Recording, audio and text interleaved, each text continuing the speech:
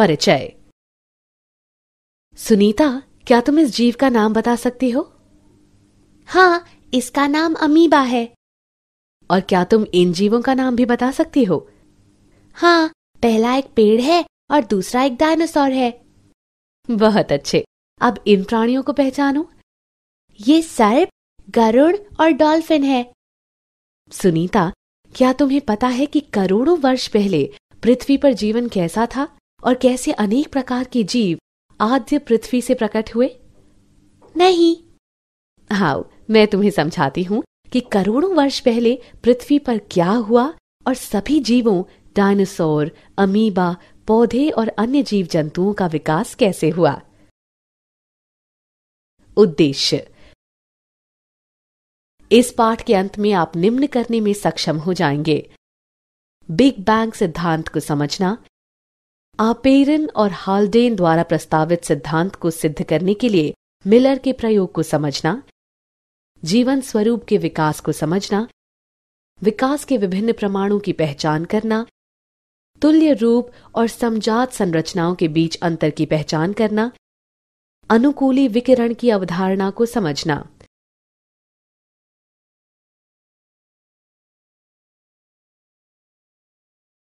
Big bang सिद्धांत। Big bang सिद्धांत ये बताता है कि ब्रह्मांड की शुरुआत में क्या हुआ। इस सिद्धांत के अनुसार एक महाविस्फोट से ब्रह्मांड का विस्तार हुआ। इस प्रकार तापमान में कमी आई। कुछ समय बाद हाइड्रोजन और हीलियम गैसें बनी। उसके बाद अन्य गैसों का निर्माण हुआ। ये गैसें गुरुत्वाकर्षण के कारण संघनीभूत हुईं और आकाश गंगाओं का गठन हुआ। मिल्की वे आकाश गंगा के सौर मंडल में पृथ्वी की रचना 4.5 बिलियन 450 करोड़ वर्ष पूर्व हुई थी।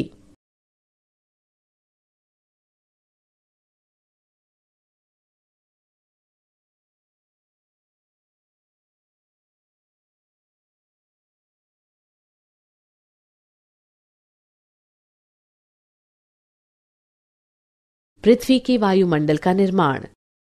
प्रारंभिक अवस्था में पृथ्वी पर वायुमंडल नहीं था।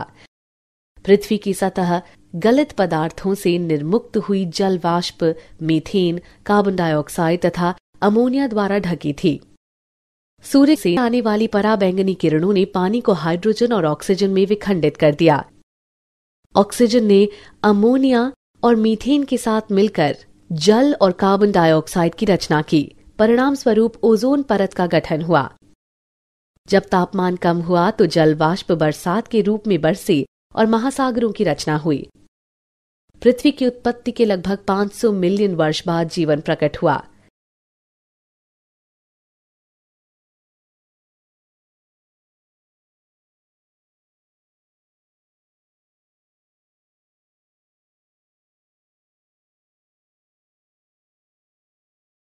स्वतः जनन का सिद्धांत। पूर्व ग्रीक विचारकों के अनुसार स्पोर नामक जीवन की इकाई विभिन्न ग्रहों में स्थानांतरित हुई।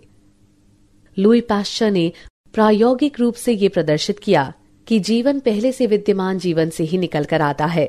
ये स्वतः जनन नामक सिद्धांत था।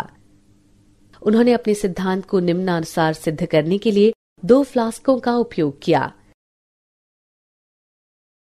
जीवन की उत्पत्ति का आपेरन हाल्डेन सिद्धांत। आपेरन और हाल्डेन के अनुसार रासायनिक विकास के बाद जीवन का निर्माण हुआ। जीवन का विकास महासागरों में हुआ जब वायुमंडल में H2, H2O, NH3, CH4 और CO2 की कमी थी, लेकिन मुक्त O2 नहीं थी। कार्बनिक यौगिक पराबैंगनी प्रकाश ऊर्जा द्वारा गैर जैविक रूप में संश्लेषित किए गए। बिना मुक्त O2 के उनका ऑक्सीकरण किया गया। ये कार्बनिक अणु स्थिर होकर गर्म तनु शोरबे में संचित हो गए। इन अणुओं ने नष्ट होने से बचने के लिए अपने चारों ओर एक झिल्ली का निर्माण किया। ऐसे कोशिका अंगों ने रसायनों का अवशेषण, वृद्धि, विभाजन किया और अपने चारों ओर मौजूद कार्बनिक अणुओं के किण्वन द्वारा ऊर्जा प्राप्त की। इस प्रकार प्रथम जीवन स्वरूप की उत्पत्ति हुई।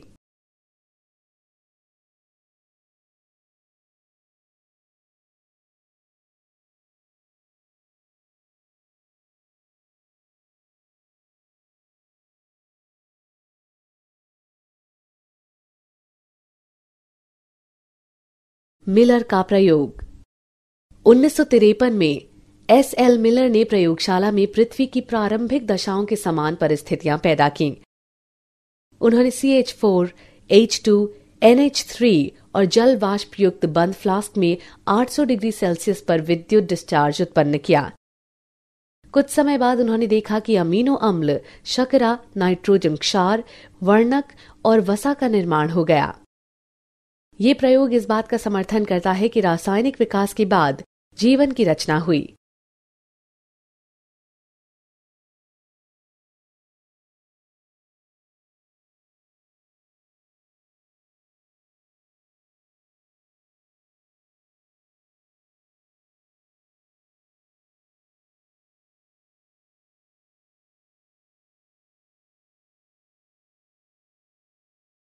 विशेष सृष्टि का सिद्धांत। पारंपरिक धार्मिक साहित्य के अनुसार विशेष सृष्टि के सिद्धांत के 3 संकेतार्थ हैं। वो सभी जीव जिन्हें हम आज देखते हैं ऐसे ही सर्जित हुए होंगे। उत्पत्ति के समय से ही ये जैव विविधता थी और भविष्य में भी ऐसी ही रहेगी। पृथ्वी लगभग 4000 वर्ष प्राचीन है।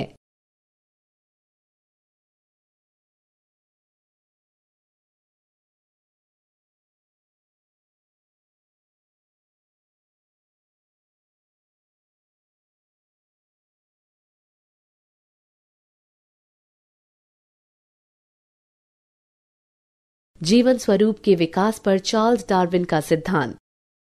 चार्ल्स डार्विन ने निष्कर्ष निकाला कि विद्यमान सजीव कामोवेश आपस में समानताएं तो रखते ही हैं, बल्कि उन जीव रूपों में भी समानता रखते हैं जो करोड़ों वर्ष पूर्व के समय विद्यमान थीं। उन्होंने बताया कि प्रत्येक जीव संख्या के लक्षणों में विभिन्नता निहित होती है, जो कुछ जीवों को प्राकृतिक दशाओं में अच्छी तरह से जीवित रहने में सक्षम बनाती है। इसे उपयुक्तता के रूप में जाना जाता है। इस प्रकार जो एक वातावरण में अच्छी तरह से उपयुक्त थे, प्रकृति द्वारा वर्ण होता गया। इसे प्राकृतिक वर्ण का नाम दिया गया और इसे विकास के प्रतिमान के रूप में लागू किया। विकास के प्रमाण। पृथ्वी पर जीवन स्वरूप के विकास के समर्थन में प्रमाण जीवाश्म के अध्ययन तथा विभिन्न जीवन स्वरूपों की तुलनात्मक शारीरिकी और आकारिकी से सामने आए। जीवाश्म।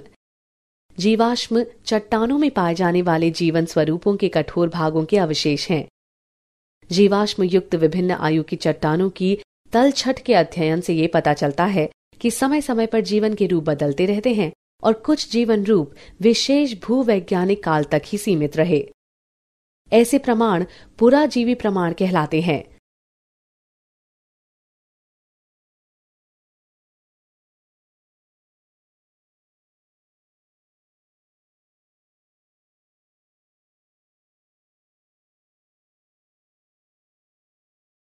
समजात संरचनाएं। जब समान संरचनाएं विभिन्न जरूरतों के अनुकूलन के कारण भिन्न भिन्न दिशाओं के साथ विकसित होती हैं, तो ये अपसारी विकास कहलाता है। ऐसी संरचनाएं समजात संरचनाएं कहलाती हैं। उदाहरण बोगनविलिया एवं क्यूकरबिटा के क्रमशः कांटे एवं प्रतान।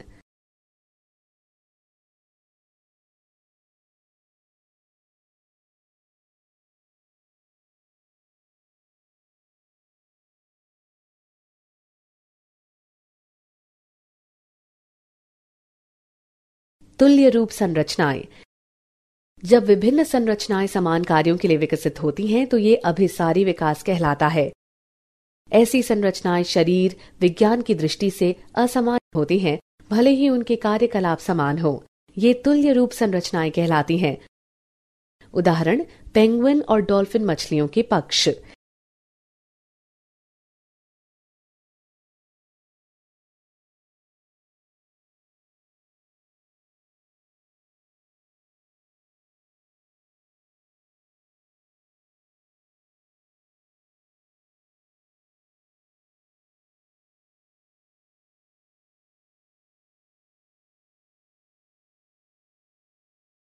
अनुकूली विकिरण। एक विशेष भूभौगोलिक क्षेत्र में विभिन्न प्रजातियों के विकास का प्रक्रम एक बिंदु से शुरू होकर अन्य भूभौगोलिक क्षेत्रों तक प्रसारित होने को अनुकूली विकिरण कहते हैं। उदाहरण 1. गैलापैगो द्वीप की डार्विन फिंच। 2. ऑस्ट्रेलियाई मार्सूपियल।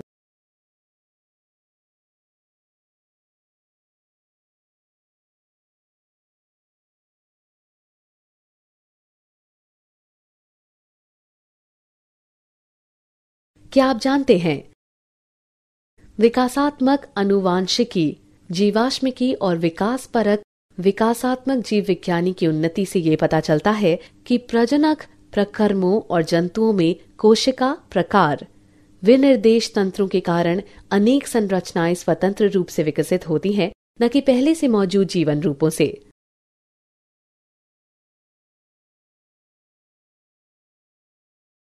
सारांश। आइए हमने जो कुछ सीखा है उसे संक्षेप में दोहराएं। अधिकतर वैज्ञानिक रासायनिक विकास में विश्वास रखते हैं, अर्थात जैव अणुओं के गठन के बाद जीवन का प्रथम कोशिकीय रूप प्रकट हुआ। चार्ल्स डार्विन ने निष्कर्ष निकाला कि विद्यमान सजीव कमोवेश आपस में समानताएं तो रखते ही हैं, बल्कि उन जीव रूपों में भी समानताएं रखते हैं जो करोड़ों वर्ष पूर्व के समय विद्यमान थीं। जीवाश्म चट्टानों में पाए जाने वाले जीवन स्वरूपों के कठोर भागों के अवशेष हैं। समान संरचनाएं जो भिन्न भिन्न कार्य करती हैं, समजात संरचनाएं कहलाती हैं।